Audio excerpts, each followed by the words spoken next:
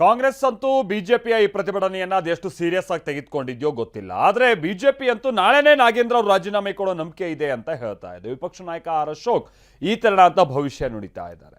ಅಲ್ಲದೆ ನಾಳೆ ವಿಧಾನಸೌಧಕ್ಕೆ ಮುತ್ತಿಗೆ ಹಾಕೋದಕ್ಕೂ ಕೂಡ ಕೇಸರಿ ಪಡೆ ಸಜ್ಜಾಗ್ತಾ ಇದೆ. ಒಂದು ವೇಳೆ ರಾಜೀನಾಮೆ ಕೊಡದೆ ಹೋದ್ರೆ ಪ್ಲಾನ್ ಬಿ ಕೂಡ ರೆಡಿ ಆಗ್ತಾ ಇದೆ. ಅಂದ್ರೆ ಪಾದಯಾತ್ರೆಗೆ ಸಂಬಂಧಪಟ್ಟ ಹಾಗೆ ಆ ವಿಚಾರವಾಗಿನೂ ಬಹಳ ಗಂಭೀರವಾಗಿ ಸಿದ್ಧತೆ ನಡೀತಾ ಇದೆ.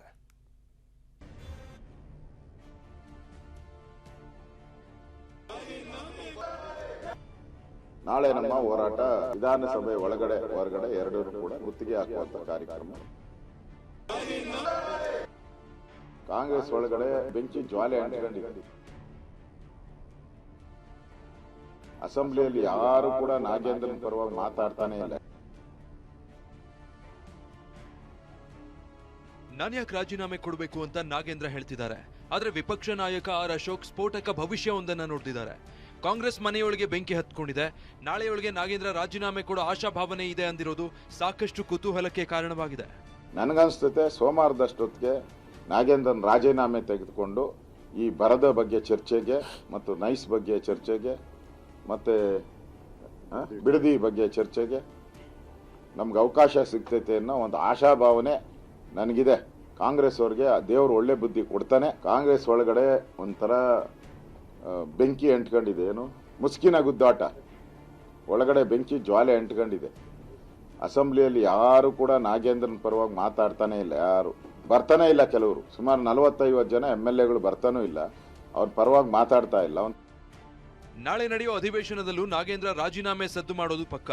ಯಾಕಂದ್ರೆ ನಾಳೆ ಸದನದ ಒಳಗೂ ಹೊರಗೂ ಪ್ರತಿಭಟನೆ ಮಾಡ್ತೀವಿ, ವಿಧಾನಸೌಧಕ್ಕೆ ಮುತ್ತಿಗೆ ಹಾಕ್ತೀವಿ ಅಂತ ವಿಪಕ್ಷ ನಾಯಕ ಆರ್ ಅಶೋಕ್ ಹೇಳಿದ್ದಾರೆ.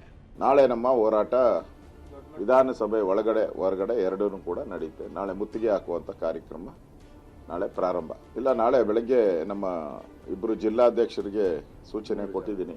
3 ಜನ, ಆ 3 ಜನ ತೀರ್ಮಾನ ಮಾಡ್ತಾರೆ ಕ್ಷಣಕ್ಕೆ ಏನ್ ಮಾಡಬೇಕು ಅಂತ ಅವ್ರ ತೀರ್ಮಾನ.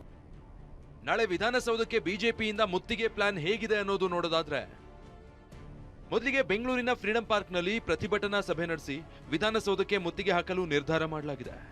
3 ತಂಡಗಳಾಗಿ ಮುತ್ತಿಗೆ ಹಾಕಲು ಬಿಜೆಪಿ ಪ್ಲಾನ್ ಮಾಡಿದೆ. ವಿಧಾನ ಪರಿಷತ್ ವಿಪಕ್ಷ ನಾಯಕ ಛಲವಾದಿ ಎನ್ ರವಿಕುಮಾರ್, ಪ್ರೀತಂ ಗೌಡ ನೇತೃತ್ವದಲ್ಲಿ 3 ತಂಡಗಳಾಗಿ ಮುತ್ತಿಗೆ ಹಾಕಲು ನಿರ್ಧಾರ ಮಾಡಲಾಗಿದೆ. ಪ್ರತ್ಯೇಕ ಸಮಯ ಮತ್ತು ಪ್ರತ್ಯೇಕ ಸ್ಥಳಗಳಲ್ಲಿ ಮುತ್ತಿಗೆ ಹಾಕಲು ಪಕ್ಕಾ ಪ್ಲಾನ್ ಮಾಡಿಕೊಳ್ಳಲಾಗಿದೆ. ನಾಳಿನ ಪ್ರತಿಭಟನೆಗೆ ಬೆಂಗಳೂರಿನ ಪ್ರತಿ ವಿಧಾನಸಭಾ ಕ್ಷೇತ್ರಗಳಿಂದ ತಲಾ 200 ಕಾರ್ಯಕರ್ತರನ್ನ ಕರೆತರಲು ಬಿಜೆಪಿಯಿಂದ ಸೂಚನೆ ಕೊಡಲಾಗಿದೆ. ಒಂದು ವೇಳೆ ಸಚಿವ ಸ್ಥಾನಕ್ಕೆ ನಾಗೇಂದ್ರ ರಾಜೀನಾಮೆ ಕೊಡದಿದ್ರೆ ಬಿಜೆಪಿ ಬಳಿ ಪ್ಲಾನ್ ಬಿನೂ ಸಿದ್ಧ ಆಗಿದೆ. ಅದೇನು ಅನ್ನೋದನ್ನ ನೋಡೋದಾದ್ರೆ, ಬಳ್ಳಾರಿ ಜಿಲ್ಲೆಯಲ್ಲಿ ಪಾದಯಾತ್ರೆ ನಡೆಸಲು ಬಿಜೆಪಿ ನಾಯಕರು ಚರ್ಚೆ ಮಾಡಿದ್ದಾರೆ. 2 ಮಾರ್ಗಗಳಲ್ಲಿ ಪಾದಯಾತ್ರೆ ನಡೆಸೋ ಬಗ್ಗೆ ಸಮಾಲೋಚನೆ ಮಾಡಲಾಗಿದೆ. ಆಗಸ್ಟ್ 26ರಂದು ಪಾದಯಾತ್ರೆಯ ದಿನಾಂಕ, ಮಾರ್ಗವನ್ನ ಬಿಜೆಪಿ ನಾಯಕರು ಅಂತಿಮಗೊಳಿಸಲಿದ್ದಾರೆ. ಸದ್ಯ 2 ಮಾರ್ಗ ಇಟ್ಕೊಂಡು ಯಾವುದು ಸೂಕ್ತ ಅನ್ನೋ ಬಗ್ಗೆ ಚರ್ಚೆ ನಡೀತಾ ಇದೆ. ಮೊದಲ ಮಾರ್ಗದಲ್ಲಿ ಜಗಳೂರು, ಕೂಡ್ಲಿಗಿ, ಸಂಡೂರು, ಕಂಪ್ಲಿ ಮೂಲಕ ಬಳ್ಳಾರಿ ಗ್ರಾಮಾಂತರ, ಬಳ್ಳಾರಿಗೆ ಪಾದಯಾತ್ರೆ ನಡೆಸಲು ಚಿಂತನೆ ಮಾಡಲಾಗಿದೆ. 2ನೇ ಮಾರ್ಗದಲ್ಲಿ ಜಗಳೂರು, ಮೊಳಕಾಲ್ಮೂರು, ಚಳ್ಳಕೆರೆ, ಕೂಡ್ಲಿಗಿ, ಬಳ್ಳಾರಿ ಗ್ರಾಮಾಂತರ, ಬಳ್ಳಾರಿವರೆಗೆ ಪಾದಯಾತ್ರೆಗೆ ಚಿಂತನೆ ಮಾಡಲಾಗಿದೆ. ಈ 2 ಮಾರ್ಗದಲ್ಲಿ ಬಿಜೆಪಿ ನಾಯಕರು 1 ಮಾರ್ಗವನ್ನ ಫೈನಲ್ ಮಾಡಲಿದ್ದಾರೆ. 2 ಮಾರ್ಗದ ಬಗ್ಗೆ ರಾಜ್ಯ ನಾಯಕರಿಗೆ ಮಾಜಿ ಸಚಿವ ಶ್ರೀರಾಮುಲು ಮಾಹಿತಿ ಕೊಟ್ಟಿದ್ದಾರೆ. ಆದ್ರೆ ಯಾವುದೂ ಇನ್ನೂ ಅಂತಿಮ ಆಗಿಲ್ಲ. ಅದೇನೇ ಹೇಳಿ, ಒಂದು ವೇಳೆ ನಾಗೇಂದ್ರ ರಾಜೀನಾಮೆ ವಿಚಾರದಲ್ಲಿ ಬಿಜೆಪಿ ಪಾದಯಾತ್ರೆ ಮಾಡಿದ್ದೇ ಆದ್ರೆ ರಾಜಕೀಯವಾಗಿ ದೊಡ್ಡ ಮಟ್ಟದಲ್ಲಿ ಬಿಜೆಪಿಗೆ ಮೈಲೇಜ್ ಸಿಗೋದಂತೂ ಪಕ್ಕ. ಹರೀಶ್, TV9 ಬೆಂಗಳೂರು.